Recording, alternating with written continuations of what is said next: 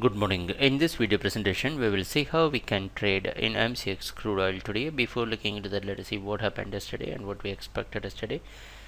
The chart you are seeing is 7-minute candlestick chart, and this candlestick indicates yesterday's price opening, which shows that the market opened here 4,575.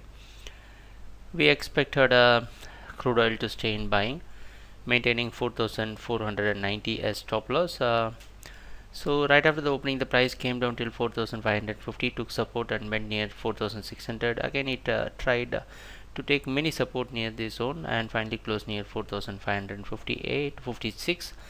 Today it's expected to open more or less near or in and around 4,550. So we could see the price is really struggling to move up, but still we don't have any other option apart from staying on the buying side. So there is no change in our strategy. Still we can stay on the buying side by placing stop loss near 4,490, expecting that the price can move up. So let us see what's going to happen during the trading session, and thanks a lot for watching our videos. Happy trading. Take care. Bye.